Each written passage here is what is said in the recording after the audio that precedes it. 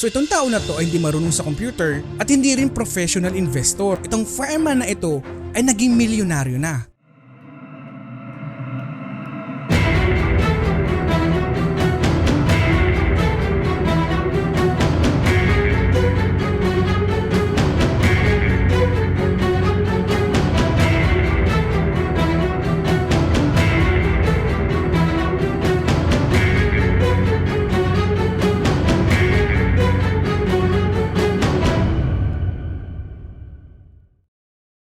So guys, totoo itong sinabi ni Peter Lynch.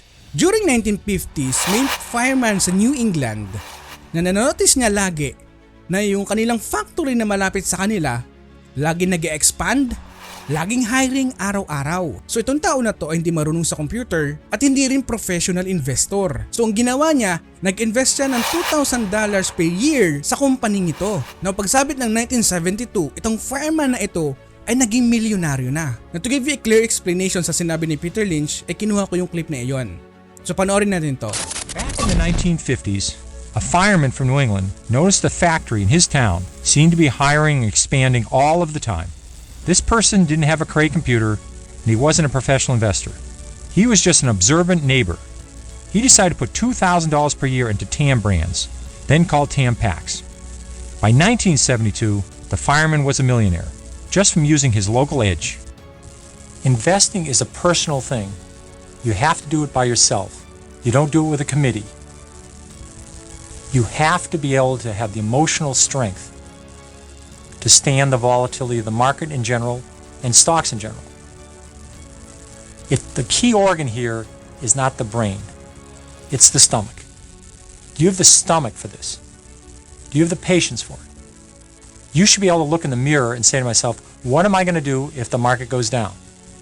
Now, ang moral ng video na to, minsan, yung mga great companies ay nasa paligid lamang natin. Minsan, nakahawakan natin ito. Minsan, lagi natin itong ginagamit. Minsan, nakikita natin ito. Now, by using our local edge, we can beat the professionals. Now guys, to give you a clear example, sa mga hawak ko, so I can do this all day na sabihin kung ano yung mga rason kung bakit ako nag-invest sa 34 stocks na hawak ko today. So by using my local edge, minsan yung mga successful investment ko ay ito yung mga lagi kong nahahawakan, lagi kong nakikita at lagi kong na-observe sa mga paligid ko. Now to give you an example, itong pure gold. So nag-invest ako dito sa pure gold. Unang-una because lagi itong pinupuntahan ng mga tindera, no? Lagi itong pinupuntahan ng mga tendera na magsakada dito and mababa din yung presyo nito. And also kung familiar ka ngayon sa DV Mart, every time na mayroon ka makikita ng DV Mart at magpasok mo sa loob, mayroon na ring mga pure gold. So dito pinapakita sa akin na malakas ang presence ng kumpanyang ito. At ano pa, ito, PPC. So itong PPC naman nakita ko to sa Visayas. So during na umuwi ako ng Visayas, nagpapagawa ako ng resort, nakita ko halos 80 to 90% ng gasol doon sa amin ay ang brand na ginagamit ay Price Corporation. E din napaisip ako, bakit? Bakit Price Corporation ang hawak nito? And now, nang bumalik ako ng Manila, ni-research ko agad itong Price Corporation kung bakit ganun kalaki yung presence ng kumpanya. And truly enough, ang Price Corporation pala ay malaki talaga ang presence sa Visayas at Mindanao. If I'm not mistaken, 2017 lang sila nag-expand dito sa Luzon. And for me, this information ay nagkaroon ako ng idea sa kumpanya. Ano pa? Itong 7-Eleven. So itong 7-Eleven, lagi ko itong pinupuntahan kapag madaling araw na sa bawat kanto o busy kanto, talagang merong 7-Eleven kang makikita. This is an advantage para sa akin na pag-invest sa kumpanyang ito kasi lagi ko naman itong pinupuntahan tuwing madaling araw. Minsan pumunta pa ako dyan para kumuha kung ano man o mag-withdraw ng pera kasi meron na rin silang ATM. Ibig sabihin lagi ko itong ginagamit. So ano pa? Itong all home. Ikaw ba naman maligo ka sa dagat ng basura?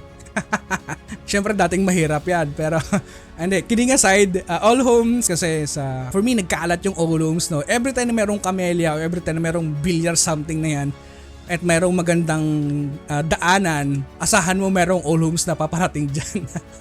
Kaya ako nag-invest dito sa kumpanyang ito. PSE, syempre, supportahan natin tong Philippine Stock Exchange natin. Bakit? Syempre, Philippine Stock Exchange is the best. Because sa paggagawa nitong ating YouTube, na-meet ko na rin yung ibang matataas na official ng Philippine Stock Exchange and I am very very honored, no, na ma-meet sila and also ipakalat din yung pag-i-invest dito sa ating merkado. And ano pa, itong FB, San Miguel Food and Beverage. para sa akin, yung sinasabi ni Peter Lynch, yung katumbas nun para sa akin, itong FB. Dati kasi, during 2014, yung factory na pinaglalagakan ng San Miguel Food and Beverage sa Cavite ay halos maliit lamang yon. Ngayon, sobrang lawak na ng kanilang factory. Ang dami ng factory doon sa loob. And also, ang dami na rin nilang natutulungan. So dito sa akin pa lamang, ay maganda na ito para sa akin, no? Over the long period of time. And also, itong Converge naman, nag-invest ako dito sa company. During, dito sa subdivision kasi namin, ako ay kulay blue dati. And marami nang lumilipat sa amin na mga kapitbahay namin sa company ito. And inobserve ko muna kung ano ba yung magiging epekto nito, ano ba yung magiging marites nila para sa akin pagdating sa kumpanyang ito. So over the past 5 years na ginamit nila ito, wala namang aberya na nangyari sa kanila. Maganda pa yung serbisyo nila. And trinay ko na din itong kumpanya. And truly na, para sa akin itong Converge ay very very reliable sa area namin. Kaya nag-invest ako sa kumpanyang ito. So, up na pala ako dito ng 1.75%. Ayun, so ano pa? URC, so ganun din, like for example sa FB, ganun din ang explanation ko nito, no? ATI, so every time na dumadaan ako sa mga port nito, talaga na-amaze ako sa kanilang operations. And also, maganda yung pagbibigay ng dividend ng kumpanyang ito. Ano pa? Ito, Crown Asia Chemicals Corporation, maganda ito, no? Kasi lagi namin itong ginagamit sa aming construction business. Yung mga pipes nito, yung mga product nito ay lagi namin ginagamit.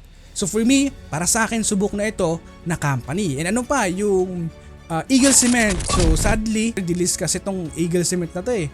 Yung Eagle Cement ay namin itong ginagamit for a very long time. Eagle Cement lang namin ginagamit sa aming construction business. Talagang ang ganda ng quality kasi ng kanilang product. Ano pa, ito namang GSM ay nakakatawa kasi nag-invest ako dito kasi yung amin kasi mga trabahador, pagdating ng linggo, walang pasok, so sila stay in sa barracks namin. Ang ginagawa nila, umiinom sila lagi. Alam mo ba kung ano lagi nilang iniinom? Syempre, yung paborito nilang gin bulag.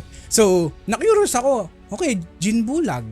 Then, ni-research ko anong company ito. Anong ginagawa ng kumpanya? Ano bang, Doon ko na-realize, sobrang ganda pala ng financials ng kumpanyang ito. Nang time na yon, nag-turn around pa ang company. Kaya ako na-take advantage itong GSMI. So, halos naka 3-4 na ata tayong balik-balik sa kumpanyang ito and puro kumita tayo dito, no? Ano pa?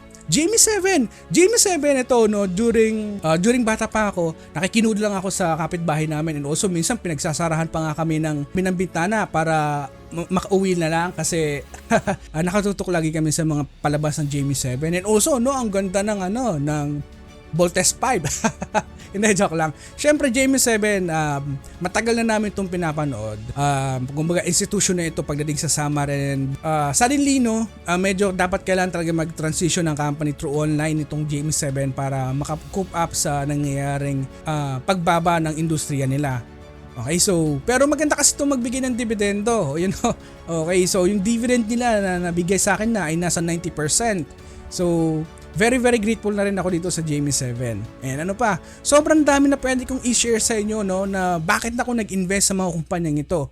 Because of this information. Now, gusto ko lamang sabihin sa inyo, kapag meron ka nang nahanap na ganito, meron ka nang nahanap na lagi nag-expand, lagi mong ginagamit, research mo sa stock exchange. Baka yung kumpanya nga ay nakalista.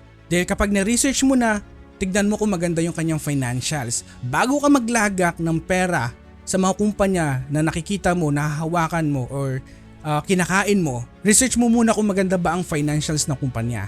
Kapag maganda, go ahead, invest kasi lagi mo itong ginagamit. Kasi doon ka magkakaroon ng matibay na pundasyon muna at matibay na konklusyon kung bakit ka nag-i-invest. Kasi kung tatanungin ka ng anak mo, Daddy, bakit ka nag-invest dyan? Bakit ka nag-invest?